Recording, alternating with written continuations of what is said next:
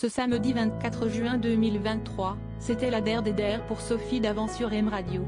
L'animatrice télé et radio fait en effet ses valises pour Europe 1 à la rentrée, mais elle a tenu à marquer le coup pour cet ultime rendez-vous. En étant elle-même interviewée, l'occasion pour elle de faire une tendre déclaration à William Lémergie, sa plus belle rencontre dans tous les sens du terme.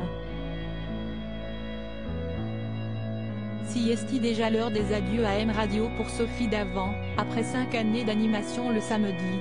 La pétillante blonde s'apprête en effet à débuter un nouveau défi professionnel à 60 ans, plus que tentée par une proposition qui lui a été faite par Europe 1.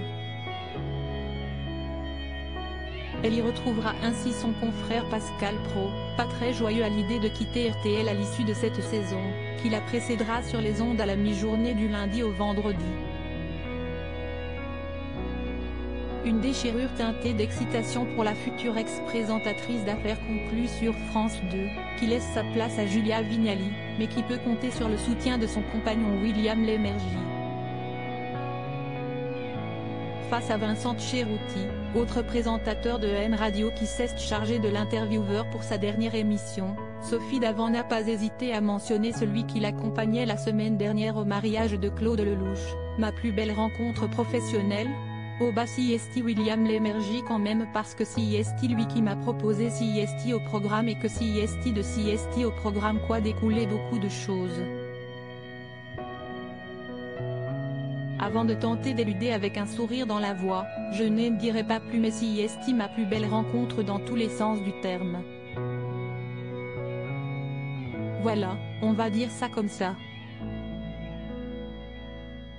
Avant que l'ex-compagne de Pierre Sled, toujours très proche de lui, ne revienne sur ses débuts sur le service public, mes premières météos, je les ai faites à Télématin auprès de Roger de Sabel. Après il est parti sur la 5, à l'époque, et William Lémergie est revenu après avoir présenté avec succès le journal de 13h. Une collaboration qui deviendra bien plus que cela, on a une complicité qui s'est scellée à ce moment-là, on allait après l'émission à 9h manger une entrecôte dans un bar proche d'Antenne 2. Et puis il a vu en moi une petite sœur, quelqu'un qui était sur la même longueur d'onde que lui.